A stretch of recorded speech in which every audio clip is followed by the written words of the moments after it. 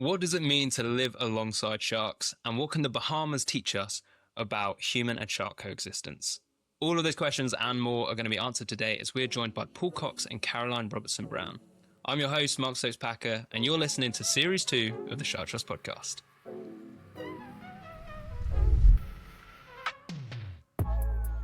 Paul, Caroline, welcome back. Thanks, Mark. Thank you. How you doing? Very good, thank you. How are you? Good. Oh, well. Good. This episode, I'm not going to go into like a massive background of what you guys do. Paul, CEO of the Shark Trust. Caroline is marketing manager and amazing underwater photographer of sharks. If you want to know more about them, go back to Series 1. We go really in depth with all of it. This episode, we want to go straight into Living with Sharks in the Bahamas, which was a short documentary that you guys filmed in December 2024. That's right, yeah. And then released early sort of spring 2025. 2025. Yeah. Can you start off by saying why? Why was this an idea? Where did it come from? Okay, so we had the opportunity, thanks to the Bahamas Ministry of Tourism, to visit the Bahamas, which is something we were really interested to for a number of reasons. But in the context of this film, we wanted to go there and in a place where shark diving in particular, but sharks generally, are really kind of quite high up the agenda of the people that live there. Sharks been protected in the Bahamas for a number of ways. There's been a long line ban for nearly 30 years. There's been a designation of a shark sanctuary for the last 15 years. So we thought it would be interesting to go there and meet people and look at this whole idea of coexistence and conflict with sharks. Meet people, talk to them, film them, make a short documentary out of it. And you said there that it kind of came, she got this opportunity to go to the Bahamas. Caroline, you're probably better to answer this. How did that opportunity come around? Why were we lucky enough to go? Well, I'm quite lucky because I'm actually the UK diving ambassador for the Bahamas, which means I get sent out there probably once a year, something like that, to go and dive with the sharks and promote the diving of the Bahamas. And so obviously I already had that existing relationship. So I phoned them up, told them that we had two ideas for this trip, one being the Living with Sharks documentary and the other being filming for the 360 project, which is for the VR headsets and our immersive experience, and that we were able to combine those two things into one short trip seemed to make sense. And so that's how the opportunity arose. Fantastic opportunity.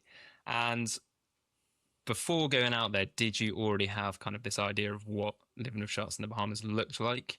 Or was it, we're going to get there, kind of wing it a bit and hope that one. It was a bit of both. And we'd started to speak to a few people by Zoom calls to scope it out a little bit and get a basic understanding of what we might be doing.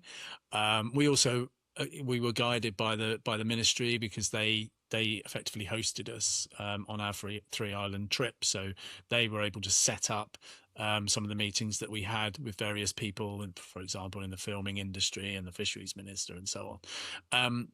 So to that degree, we had a rough idea, but then we also wanted to keep it quite loose to just allow us just to speak to people and see what happened. And we had to fit it in amongst all the other things that we were doing, the dive filming and so on and so forth. So it was, there was a certain amount of winging, but with a structure around it. Yeah, it came out into a nice story at the end.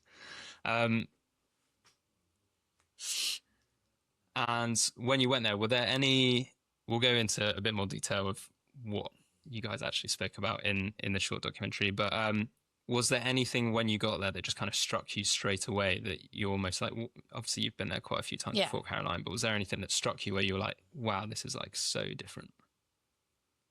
Well, or was it exactly what you expected? No, it was beautiful. And I think probably when we got to Bimini, which was the second island we visited, that's where it really is. So when we were the first island we were on, which is Nassau. Is that right? Yeah. We got on a bus and we went to a dive centre and we got on a boat and we went out shark diving, which is, kind of how things normally are. But when we got to Bimini, we went for a drink at a bar in the evening, and there's just bull sharks swimming around in the harbour. And I think that was the place where you really felt like sharks are just embedded in the culture of this place. They're everywhere. It's a bit like if you're on the Barbican at Plymouth and you just see a rat run by. It's a bit like that, Yeah. but with sharks. But with sharks, yeah. So I just keep forgetting where I'm going. So if we now go into the actual documentary itself, the story that is kind of embedded throughout, a lot of it came about how diving and ecotourism is kind of like built around this shark diving, and it's probably one of those famous places for it. What was it like talking to, you spoke to Travis, Captain Monroe, stuff like that about the diving? How is it? How are they living with sharks in the Bahamas? Either. I'll start. Yeah. And then Caroline can finish. Yeah. Well, they're pretty happy. They're running businesses, and when we talked to Captain Monroe in particular, he was, he kind of laid it out there that this is so important to their business, their livelihood, and that people came from far and wide specifically to dive with sharks, not to go diving and hopefully see a shark, but specifically to go diving with sharks. And Travis as well at Stuart Cove, he was very open about how important it was to their business. So, they're obviously those people that are kind of making money out of the situation, they're doing well, they're enjoying it, they're doing a great job, they're bringing people in and giving them an enjoyable diving experience. So that's kind of one side of it. There are people benefiting from it, businesses benefiting from it, but then obviously the thing was we wanted to talk to other people who weren't directly benefiting and see how they felt about it. You got any more on the diving side? Yeah, only that each island has a different setup as well. So Nassau's very much based around Caribbean reef sharks, and we got to dive wreck there with lots of sharks all around it. Made for some really nice footage for the 360 project. But then you move to Bimini and it's all about the hammerhead sharks. But they do have the bull sharks there as well that you can see as you're just loading up the boat and what have you. And we see loads of other species, but then, each island has its own speciality. So Cat Island I've been to recently, Oceanic Whitetips, and then unfortunately we missed out on the tiger sharks, which is the real disappointment was that Grand Bahama specialises in the tiger sharks, but ITV had booked up that space before we got there, so unfortunately we weren't able to do that. Next time. Yeah. Yeah. I'll come next time. And you kind of spoke there that you wanted to talk to not just the people who are benefiting kind of financially from the sharks. What was it like talking to those other people? Was it similar? Were they still quite keen on sharks? I mean, I think one thing that came through quite strongly was that there was a general sense within the people we talked to that there was an understanding that sharks would bring in an economic benefit to the islands. So there was a study done in 2017 which basically tried to quantify the amount of money that was being brought into the economy of the islands through shark tourism specifically, not through dive tourism, not through tourism, but through shark tourism. And the calculated amount was about $115 million, something like that, which is about 4 or 5% of their GDP. So it's significant amount of money that is coming in because of that. And I think the thing that surprised us was that it just everyone seemed to know this number and kind of from the littlest kids in schools all the way up to people working in a hotel or whatever. They all all knew about this. Yeah. Wow. So there's a real sense that we recognise that sharks are valuable to our tourism economy. I mean, tourism is obviously really important to the Bahamas. And therefore there's kind of there's support for their presence and a kind of a sense that they're a special part of the island's existence and heritage.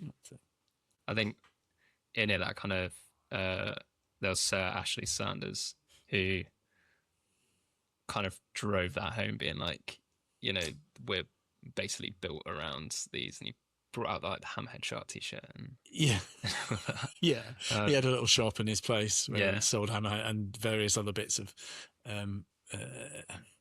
tourist stuff. I mean he was one of the interesting people who we met. I mean, he was amazing, really, just such a character. And he basically had this, which probably it did come through, I think, in the film. This place that he's built was just this incredible home that he's built out of bits that he's found on the beach and lying around the place. And it's just, it's just all kind of just this created masterpiece, really, that he lives in and works in and sells t-shirts out of. So yeah, he really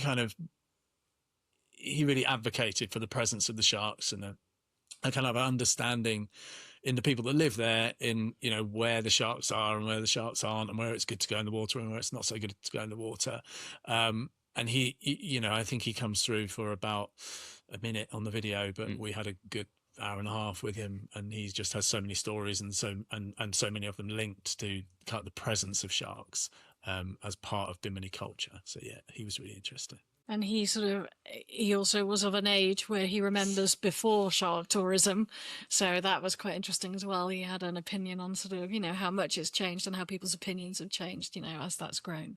Did he say what people's opinions of sharks were before the tourism came in? Well, he said that they would have fished them. They would have brought them in and killed them for food and what have you. And that would have been normal. And now, you know, people would be really shocked and angered if that happened. So, you know, that change in attitude that's happened over the last few decades. And you said a minute ago, Paul, that so actually kind of talked about how locals will go to some beaches, but not to other beaches. I think it was the west side they avoided, and they would go to the beaches on the east side. Yeah. Out of kind of respect for the sharks. Is that because there's certain species around there, or it's just all the sharks are only on one side of the? Well, I mean, to a degree, it's because the environment's been created on one side of the island, because it's where the fishing harbour is, where people bring the fish in and gut the fish and clean the fish and so on. So there's a congregation. It's by the restaurant that I mentioned before. Yeah, there's a congregation of bull sharks there. So it would kind of make sense not to go in the water there. But then on the other side of the island, where the beaches are, you know, it's that's not where the sharks hang out. So that's you know, it's a bit of kind of common sense and a bit of kind of learned behaviour. Don't go swimming with gutted fish. Yeah. No, that's fair. And then something I found really quite interesting was Robbie Smith, and he was talking about how it used to be like massive for sports fishing, and basically that doesn't happen that often anymore, and now it's more the shark tourism has kind of become the more important bit. Yeah, I mean, there is still sports fishing. When we were there was a big sport fishing there was a tournament on while we were there. Yeah. Oh, okay. Yeah, so it's not like it's gone completely. I think he's just saying that the balance has probably shifted a little bit, and that dive tourism is kind of, it's up there as a consideration, which probably, you know, influences the no shark landings and so on and so forth. Yeah. Okay. And then again, kind of, I guess with what Sir Ashley Sanders was saying about the going to some beaches and not going to others, there's also Keith Cooper, who was working as an ecologist, and he was also talking about this kind of like generational fear where you can have, you know, like grandparents all the way down to kids who are kind of scared of stingrays, which is not what we think at all most of the time, and that is still present, but how education and understanding can help change those. Yeah, I mean, he was particularly focused on stingrays. That's his thing. And he tells stories from the past where people would walk along the beach, kind of, you know, in and out of the water on their way to school or work or whatever, and the stingrays would be like hiding in the sand there, and so people would step on them and get a sting. So that's where, and then that kind of then comes through the generations, that, you know, don't go there, watch out for them because they'll sting you. So that's what he's trying to counter that with better understanding of the animals and how you can avoid kind of being stung where they are and how you can avoid being stung by them. And when you guys went over there, because there's a really cool picture, which I'm assuming you took, of Paul with what type of stingray was it? Southern stingray. Yeah, and it's like the cool like half. The split shot. I think it's one of my favourite shots of that whole one. Did you do the sand shuffle, where you walk? I did, no. You could see that they were up you and could just see swimming. them. Yeah, I mean, it was just this island that you go out to, and that's kind of home turf for the rays. So you just kind of gradually look in the water, and there they all are. So they're just there. And was that like part of the, like, is that a tourism thing that you went on, or was that like you got to go behind the scenes?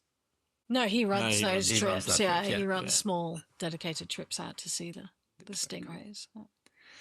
And there was the odd lemon shark and a little black tip as well, wasn't as it? well.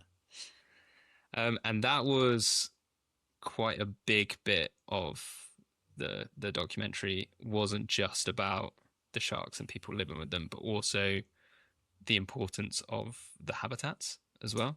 There was like quite a large bit on the mangroves, how that's important to the communities, but then also obviously important to lemon sharks.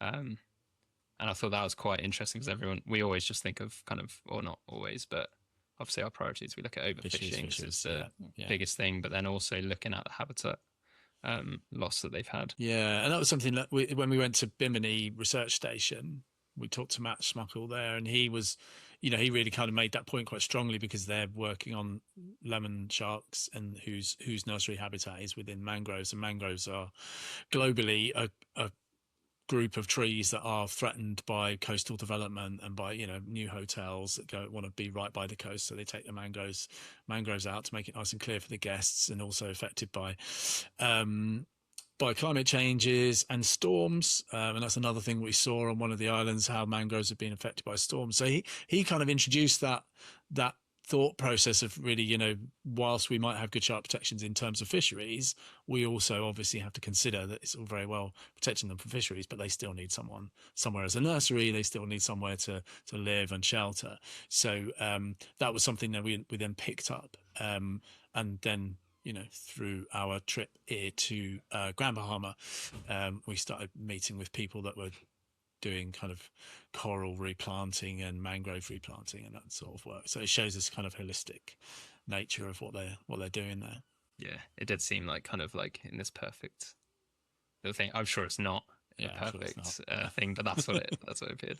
And then if we're going to go into the diving now, because you guys did do quite a bit of diving over there. A bit of diving, yeah. Do you want to tell us a bit about what the different types of diving you did? Yeah, absolutely. So, as we say, it was a 3-island tour. So in Nassau, it was very much based around getting on the wrecks, and there's loads of wrecks in the area. Most have been sunk deliberately, some from James Bond films, some a whole host of them actually from films that needed explosions and sinking boats and airplanes and all sorts of things. And now they're areas where sharks aggregate. And so they make for some really nice sort of Caribbean reef shark diving, nurse sharks. We saw a bull shark on one of the dives, and so just it's a nice habitat, and there are reefs there as well. So we did a first day was a couple of really nice reefs, but I was still working out how to use the camera there, so there's not a lot of footage from that great one. turtle shot That I'm not sure we ever recorded. No. So yeah, apart from that, you will got to make your mistakes on the first day. That's the key. Don't expect to get anything on day one of filming. But then we went over to Bimini. We got to film in the mangroves, the little lemon sharks there. That wasn't diving, that was just wading. And then hammerhead sharks, which was fantastic. And then we did a Caribbean reef shark dive and reef dive there as well. And then in Nassau, we just did reefs, and then this bay where we did the little key where we did the stingrays. Yeah, so there's quite a nice mix. I think we're highlighted there with, obviously you were getting the footage for this documentary, but then you also had the 360 project to do as well. And I know that was probably my favourite story that you told me when you came back, where you'd attached it to, I think, one of the ships. That's right. And then because, and as I spoke to Gonzo, I think in episode 2 on here, and he was telling me about how a lot of sharks react with 360 cameras. They really do. Something we learned about the electrical impulses that camera gives off. Even the hammerheads, we showed at an event the other night, the hammerheads come and headbutt the camera, which was just placed in the sand. I wasn't holding it. And, but then on this wreck, we used one of those little gorilla grip things to attach it to the front of the wreck, just around like a piece of metal on the wreck. And then we swam away to let the sharks do their thing, and they just every now and then would headbutt it, and this grip became looser and looser, and then it turns out that the camera floated. So as it detached, it floated up to the surface, and all of the sharks just followed it. And in 360 on a VR headset, it's something to behold. Yeah. I was kind of behind a rock hiding.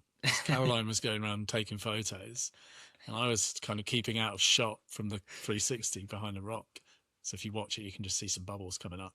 And I saw the camera. I saw it happening. Just the camera. And obviously, they didn't see me until there was just this flurry of excitement as this camera went up to the surface. Just this real life Sharknado. Yeah. Well into the surface. But it was fine. Yeah. It was fun. And we got great Camera footage. survived. Yeah. Got great footage. Yeah. Just probably don't use it. You might get seasick. Or Oh, yeah. Yeah, It it's wasn't not necessarily for Yeah. public consumption. But Yeah. very cool.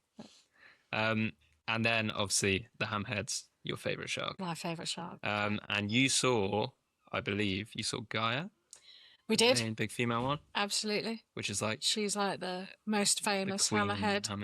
hammerhead. They've all got the guys that are out there every day can name you each shark that comes round. I'm not as good at identifying them as that. We used to, so when I was at the aquarium, we used to have names for all the species, and half of us couldn't actually remember what the names were, so we just made it up every time. Yeah. But we just told people that, that one's I Cliff. can believe that. Yeah. I should imagine that But, probably happens yeah, on these like, ships as well. The one you saw there, that was Gaia, and they're like, "What's a Gaia? She didn't turn up today." Don't tell. Just tell them it was. I'm happy to believe it. Yeah, I mean, we knew of Gaia, didn't we? Because we'd been to an event with Steve Backshall, Yeah. and he'd mentioned Gaia as Yeah. he did a filming thing there, and Gaia had kind of saved his bacon a little bit. So we were looking out for her, and she was the first one to show up. She was. Yeah. She Well, often it's is. Yeah. Because me and Louis had interviewed him for the podcast That's a week right. before you guys left, or a couple Yeah, of days it before was, you guys yeah. left. Yeah. And he was talking about her then in that podcast episode. So Louis got to go and dive with her, Yeah. which is cool. He did. Absolutely. Yeah. And you got that kind of iconic photo that became the front cover of Shark Focus as well, where you're kind of upside down. Are you actually diving upside down this way, or are you just leaning back? I'm on my knees, nearly Yeah, backwards. leaning back. Yeah, The Neo Matrix. So the dive that they do with the hammerheads, you really are just weighted down and sat on your knees, and then the hammerheads are just swimming above your head. So just gradually, as they kept coming over, I got further and further back till I realised I was just essentially kind of sprung right backwards. And I was next to him, and I turned around and went, I was right over his head. So I'll take a photo That's of that. amazing. Yeah. And why do they do that? Why are you weighted to the bottom? So the guides want to know where the people are. So they don't want people just mooching around everywhere because there's often sort of 6, 7, 8 hammerheads on that dive, nurse sharks as well. And, you don't want people. But also, if people are swimming around and they don't have great buoyancy, they're going to be kicking up the sand. So not only will they be sort of wandering around and the dive guides having to run after them, they'll be kicking up sand and no one else will be able to see anything as well. So to keep it nice for everybody, is just get to the floor, be heavily weighted so that you stay where you are, because there can be quite a current on that dive as well. Oh. So so that's why you're overweighted, is just to make sure that you're stuck to the ground in one place so that they know where you are. How'd you get back up? Bit of air in the VCV and a line up to the boat. Fair. Actually, I don't know how much weight it was. If you just had to be like, we just got to dump this weight and just... Yeah, they'll no, come you quite do a bit take it later. back with you. Yeah. And did you guys have a favourite dive when you were there? Or a favourite island? I love Bimini. Yeah. I like it because it's the least touristy of the 3 islands that we went to. So everywhere else we used cars, but on Bimini we had our own personal golf cart that we went around on. And so that's just the way you roll in Bimini. You use a golf cart. There's no need for a car. And it's a lovely island. Good vibe. I think also as far as the filming went, I think we met some really interesting people in Bimini. There was real diversity. We met Gillian from Sharks for Kids and Duncan, who does the filming. And we got to go to the Bimini Research Station, which is somewhere that I've, heard about and wanted to go to ever since I became a marine biologist. And getting the chance to kind of go there, sit down with the lead academic there and have a really good chat with him. I mean, I think we could probably just release the interview with Matt in its entirety. It's so interesting, and we're obviously making a short documentary, quite a bit of editing, but it was so interesting, such a great overview of the shark situation and the people situation as well. He had a really good insight into the kind of the both sides of it. So yeah, I think Bimini just kind of gave us it all great as a kind of the tourism destination, but also really good in terms of meeting people and getting into this living with sharks idea and trying to pull out some of those themes that we then developed on the other islands we went to. But I love Grand Bahama on land as well, because we got to do the National Trust. We got to plant mangroves, really and we went to Coral Vita as well. So as a sort of going and visiting people that are doing hands-on stuff on land, that was great. We did 3 amazing tours there, learnt loads, got to take part in it. It was, that was really good as well. So they all had their, their pros, No, it's good. 10 little mangrove trees that were planted by us. Yeah. Growing away now. Hopefully they've survived. Yeah. There'd be 10 that they were just like, they just didn't grow. They just didn't put them in properly. But no, it's nice also to see, even though some of that is on land, how connected it still was to the sharks. Which was we had a really good. So we met Bradley from the National Trust, Bahamas National Trust, and he really went into that kind of whole land sea connection, and how just things like trees coming down on land would then impact on the tree parts get washed out to sea. They can collide with the coral reef, which can cause problems. Coral reef, you get siltation. So there's a whole kind of range of kind of interwoven issues that they're working on, not just the mangroves, but the whole kind of intersection of the marine environment and the land environment, which really kind of brings home how important, like, looking at the whole thing. You can't just protect sharks and fisheries. You've got to kind of look at the whole. Just makes it so complex, doesn't it? Yeah. But it just you have to look at the thing as a system, not just the individual pieces, which is nothing's ever just black and white. We're going to take a very quick break now to hear from the sponsors of Series 2, which is Surfiers. This episode is brought to you by Surfiers, the earplugs that let sound in but keep water out. Perfect for diving, surfing or snorkeling. Surfiers 4.0 feature a re-engineered fused core and mesh design, paired with tough silicone rubber, making them more durable than ever. They're designed with sustainability in mind, using materials like ocean plastic and recycled silicone. We've tried them and honestly, they're a game changer. Comfortable, eco-conscious, and they actually work. Thank you, Surfiers, for sponsoring this episode and keeping our ears happy and healthy. So, if you take the Bahamas kind of as this kind of almost like case study, going to other places where shark conservations might be in place, there might be increases in shark populations and people accessing the sea, and just more of that living with sharks. What lessons can be learned from the Bahamas so that people know how to coexist with sharks in other areas? Well, I think on the diving front, they do things very well in the Bahamas. So, I mean, you can get good and bad operators anywhere you go in the world, of course, but they do seem to have got this, pretty well nailed down in the Bahamas. So I think a lot of other places can look there and just see. We were just talking, you asked us about that waiting down on the dives, and for some dives that's not appropriate, but for the dive with the hammerheads it really is. And there'll be dives around the rest of the world where they could take that as an example and go, right, if we've got current and we've got lots of sharks and we're using a box to scent in the sharks, this is a good way to set it up. Already in the UK, people are looking to that and like, what are those poles that you've got there? And they're like dual purpose. They keep you where you are, your position in the line, so that you don't stray. But also they can be used to go, this is an extension of my space. So you're not bopping sharks on the head with them. You're just putting it there. So as the shark comes, it goes, oh, no, there's something there, and turns before it gets too close to you. And now there's an idea to use that sort of pole, when you're in the water with blue sharks, for example. It hasn't been tried yet, but I hear it's going to be. And so I think there are lots of, that's one example, but there are lots of good operators doing good things on the shark dives out there that people can look to, because photographers like me want to go to places, you're almost not going to stop us. If we see places where, there are going to be great images that we can get, we're going to want to go. And so it's really important that it's done well to keep both the sharks and the divers safe. And is that kind of almost as like a code of conduct with it? So they don't have specific codes of conduct in the Bahamas at the moment. Yeah. But that's certainly, something that I think we can start to work with them on. But yeah, obviously we've got codes of conduct for the basking shark and the blue shark, and they've got them for whale sharks, for example, in other areas of the world.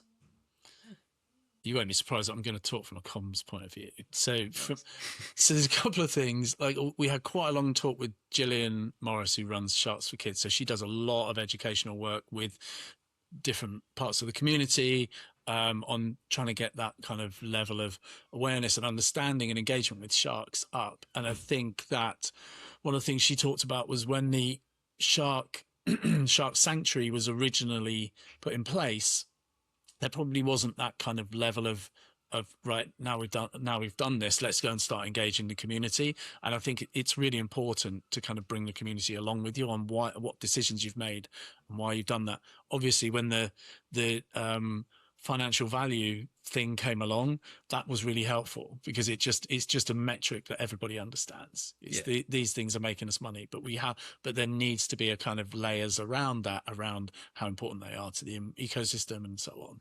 So I think that kind of communication almost from a top level down, but also getting grassroots community groups to come up and do that communication so that everybody in the community kind of gets it, and they're kind of being brought along for the ride. And then I think there's sometimes when you go places where, and we did see this a couple of times in the Bahamas, where people are talking about sharks and they're kind of using some of those old stereotypes and using some of those words and phrases and things that we generally try to keep away from.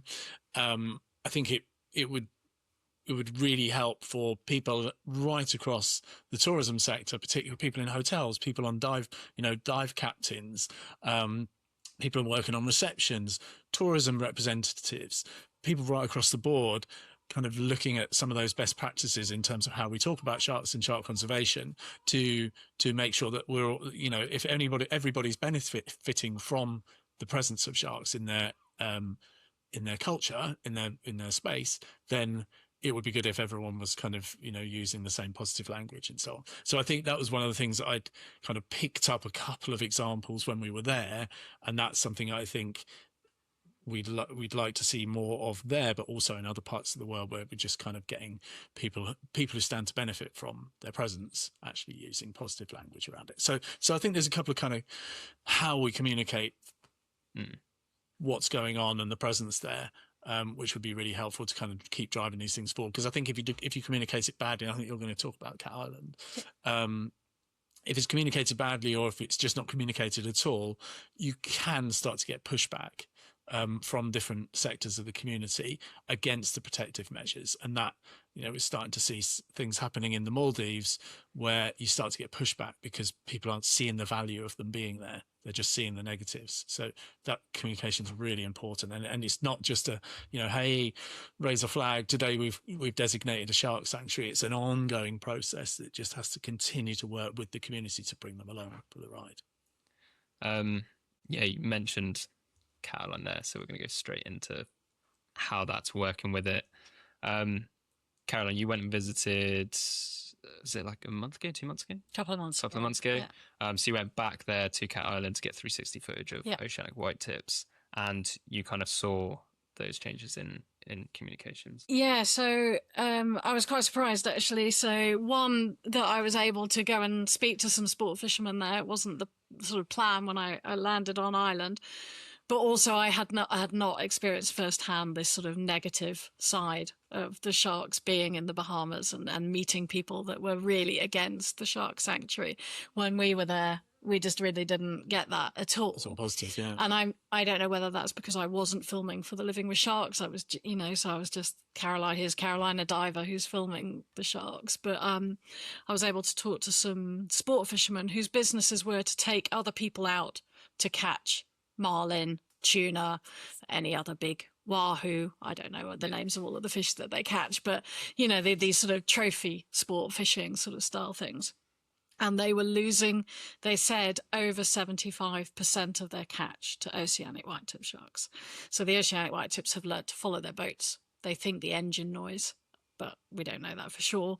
And then, they would catch a fish and they'd spend hours reeling it in. And just before they get it on the boat, Oceanic whitetips go, "Thank you very much for my dinner," and eat it. And they're losing huge amounts of fish to the sharks, but they believe that that's going to affect their business, that people will be less likely to come on their fishing holidays with them because they're not getting the trophy photo of the fish that they caught at the end of it, or the dinner that they wanted to have, or whatever they were catching it for. They're losing. So they were positively, "We need to be allowed to fish sharks. The shark sanctuary should be undone." They were like, very, very anti-shark. Yeah. So When I spoke to Victoria in episode 4, two-parter, that was all about depredation, and we kind of spoke. I think we spoke about it on the podcast. We also spoke quite a bit after the podcast about it, and it was that some people will think that there's more sharks there, so that's why the depredation is occurring. Where it could just be that her example is some of these sharks can learn about how to follow these boats, stuff like that, in like 6 days. Yeah. So not necessarily more, just smarter. yeah, More targeted. yeah. Sharks. So opening shark fishing or something like that might not actually have any effect on it. Oh no, but they're that's exactly. It's what they're seeing Yeah. is, that their business is increasingly being affected by the sharks, and they just flatly wouldn't believe that Oceanic whitetips were critically endangered, because they were like, "There's loads of them here." And so that comms message is vital for, to be able to keep these protections in place. Yeah, and that's, from your conversation with Victoria, there are loads of kind of mitigation measures that she suggested, ways they'd looked at that you could avoid that kind of depredation. So that's the sort of stuff as well that needs to be shared and tested out in different parts of the world, and just see what works where, and how we can build a better picture of how we can overcome that issue. And on the flip side, these guys were like, "We'd be happy to test anything, to try anything, where, we don't want to carry on as we are." Happen, yeah. Very, very interesting. With the comms and how important it is, is there anything that's already out there that could help with the comms of all this? Well, funny you should say that. Well, of course, we've done a lot of work on a comms toolkit, which is really it's designed for I guess it's designed for people like us. It's designed for people that are talking to people about sharks, and it's got a whole range of tricks and tips in there for how you can make your messaging more impactful. There's a video actually on our YouTube channel that you can see. And it's so it's really designed for a specific audience of educators, but it's also applicable to people working in tourism, people working in dive shops and so on. So I think that's something that we'll be doing more, as we kind of taking those specific bits from our toolkit, which is all kind of backed up by social science and all thoroughly researched. We're taking some of those bits and apply them to these different audiences to try and help overcome some of these issues with negative communication. Yeah, I think having, like you said, there like specific ones for if you are a dive operator or something like that, then it's going to be so much more relevant. And then they also don't have to necessarily read the entire toolkit if they don't have time, because people are busy. We just need you to do it. Yeah. No pressure. So you guys also, that we didn't make a short documentary for it, but you guys also went to South Africa, which is almost like another own case study itself. It could be. What happened there? What did you do there? What was the aim? What did you learn? Okay, well, so again, it was a double purpose trip, actually a triple purpose trip. So we opened it up as an expedition to some of our members to join us to help to fund the expedition. We also had the opportunity there to talk, I guess, on kind of different subjects, particularly on beach safety issues.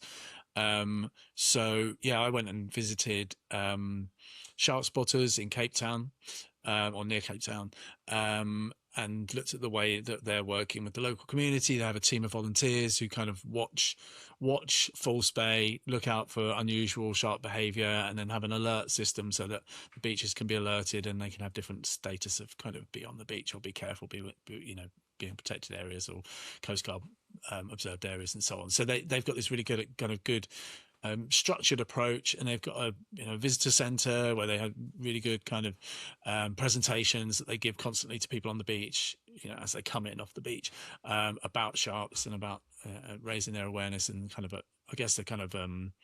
risk awareness around sharks in the local environment. So we went to see them, and then we were lucky enough to go to visit the Nassau Sharks Board, as it used to be called, and look at what they've been doing, which is all around nets, which is controversial stuff, but really kind of interesting to kind of understand the logic behind it, what they're trying to achieve, the successes and otherwise of the net program, and other methods that they've been trying to use to reduce the reliance upon nets. So it gave us a really good insight into kind of the different approaches that are taken in different parts, even of one country. They have to adopt these different approaches because the conditions are different. So, the obvious question when you go to Durban is, well, why don't you do what they do in Cape Town? Well, because we don't have headlands for people to stand on, because it's a very flat coast. The water's very turbid. There's a really big swell, so just getting out all the time is very difficult. And watching, drones wouldn't work because you can't see through the turbid water, and the shark species in question at that part of the world are deep. They swim at the seabed, not at the surface. So there's all these kind of factors that you have to that help you to understand why that approach, which seems to work so well over there, maybe wouldn't work over here. So it was a really interesting kind of, and really for me, kind of initial insight into some of those mitigation measures and beach safety measures, and the difficulties in finding a kind of silver bullet solution, because everywhere's different. Yeah, there's no one size fits all for any of this. Just like with depredation, just like with dive codes of practice, that it's all about kind of having kind of general principles, and then looking at the specifics of the various factors that come together. What else did you guys do there? Well, I was filming 360 again, 360 so I was in the water. Yeah. South Africa is a place where you can film lots of different species in a short space of time. Basically, I think we got racked up about 15 species of shark and ray in the 4 days diving that we did, and the highlight of which was the short fin mako. Yes. So we didn't get in the water with the short fin mako, unfortunately, because for 7 hours on a boat. It's quick, wasn't it? It was a 1 minute experience. So, but it came, it saw us, it left. And the camera was on. The camera was in the water, yeah. So yeah, I'm very excited to see that one in the headset. Was it in the headset that's currently being played over here? It is, yeah. I haven't actually watched it. Have you not? No, I've just sat loads of other people down, and they're just like, whoa. But I've not actually watched it myself, so I need to do that. And then, of all of these trips, because we're kind of coming to the end now, we are going to go far more into like shark nets and other beach safety measures in a later episode. Yeah. With you and Kat, and then probably some other episodes where we talk to some other experts. But thank you for talking about that now. Did you have a favourite species that you've seen in any of the kind of expeditions you guys have done? Oh. For me, I think the Oceanic manta in Socorro was my favourite experience. Not necessarily my favourite species, but my favourite moments have been with them, because they're so interactive with divers. So they come and they like hover over your head, and they just one even came down and brushed my arm, and just How big are the ones? It's hard to sort of. Yeah, I mean, they fill a room. They would fill a sort of big room. So it says something up to like 10-meter wingspan. I never saw any quite that big, I don't think, but sort of 6-7 meter wingspan is not unheard of, and but that is massive. I can't even picture it. Well, your T5, T6 is 5 meters, isn't it? So it's a couple more meters than your van. Guess he's just got a new van. I know how long it is because I can't park it. Yeah. 5.01. So for me, I know how many of these we've recorded, and I've given you a different species every time as my favourite shark. But in terms of this experience in the Bahamas in particular, Great Hammerhead. Great Hammerhead. Great Hammerhead. That experience was just. I mean, that photo that you caught of me just says Sums it the up. joy of the Just in your own whole world, thing. like. It was just incredible to be in the water with these beautiful, unique animals, and just have them come so close to you, just swimming right over your head. That just for me, like, that's, if I could pick one dive to go on tomorrow, it'd be that, without a doubt. Did you have one specific hammerhead as well, or Nah, no? Just all all of them. Yeah. Fair. And then obviously Lou was also there on In this the trip. Bahamas. He with was us, right yeah. next to me on the hammerhead dive. Did you have a favourite dive or experience of it? Yeah, I think I'd say just going to Bimini probably was the most exciting. Just especially like the relationship between the locals and the marine life there. Because you have to remember, even though we have an abundance of shark species in the British Isles, you have to really, go some way to actually have that sort of a moment with a shark. And some people could live on the coast and never interact with a shark in their life. And yet in Bimini, you could go to the waterside and just see bull sharks or eagle rays or stingrays or lemon sharks. And so everyone there has sort of frequent interactions with sharks, even if they're just passive sort of encounters looking in the harbour. So everyone has an opinion on the sharks there. And so there's some fascinating dialogues and conversations happening, even with clerks or harbour masters or just the general public or teachers. So I think it's a fascinating place full of amazing conversations. And yeah, I think just being there and being able to have those different talks with people is just fascinating in and of itself.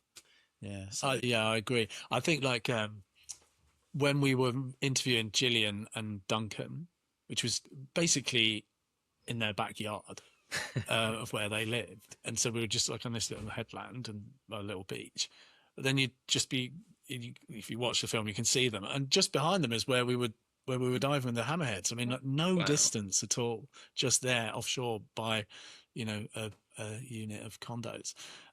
So yeah, it was that closeness, like Louis says, I think was the really amazing. I mean, for someone who lived in suburban England, it was like these locals live in an aquarium. It's just incredible. Just pop a snorkel on and You can even go in a fake submarine and go look at them. Oh yeah, that was interesting, wasn't it? Yeah. Can we talk about this fake submarine? Not particularly. It was. We went in one. We saw eagle rays, bull sharks, all sorts. Why was it fake?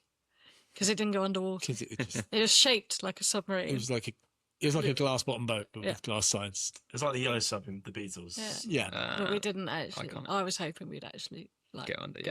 We didn't. Yeah. Shame. Good to see the eagle rays. That was cool. That was cool. And what is next? What's that to today? In terms of living with sharks, like, or any of the expeditions, is there like a next step that you guys see with this? Is it just working with like the Bahamas, working with people in South Africa on developing stuff, or do you think going to like other places to see what they've learned as well and bringing that all back? Yeah, I mean, obviously, I think we'd like to go to visit more places, but I think, we're obviously always balancing our desire to visit different places around the world and our desire to not just use up loads of carbon, have a massive carbon footprint. So we are looking at where we could have opportunity. I mean, I think the Maldives kind of really stands out as a place of really interesting in terms of some of that coexistence, but also some of that conflict and an ongoing situation. And it's also a shark sanctuary. So there are other places that we would like to dig into a bit more. Whether we can do that remotely or whether we need to go on an expedition is another matter. But I think, your podcast series is enabling us to kind of reach out and learn a lot. So I think a combination of the odd little expedition, but also keeping up the podcast series, I think is getting us to get in a position of learning a lot more about the project and what we're trying to achieve.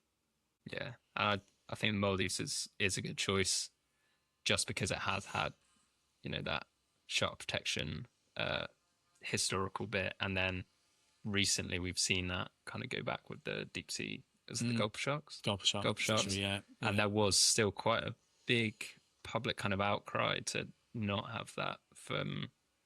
We don't know if that was everyone or if it was just because we're in our world, so that's what we see. Yeah.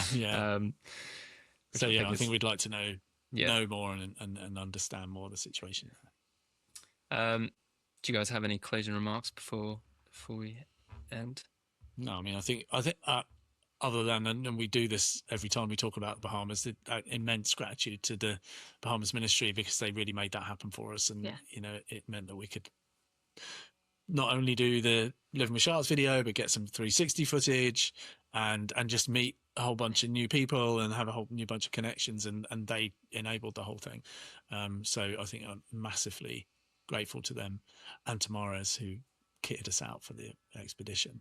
So we're very lucky to have people that will support us in our work and make these things happen. So there, we're at the end. Thank you for listening to this episode of the Shark Trust podcast. If you've liked it, please like it, share it. You can give us a rating. The more ratings we get, the more people we're going to basically appear in their feeds, and they can engage in our work and listen to these important conversations. Thank you to the sponsors of this episode, which is Surf Ears. I'll put a link in the comments that you can click on and go on their website and buy a pair. Protect your ears, stay safe. Video and sound editing is done by Louis Hogan, who you actually heard from today. Research and planning is by Kat Gordon and myself. I've been your host, Mark Stokes-Packer. Thank you for listening to the Shark Trust podcast.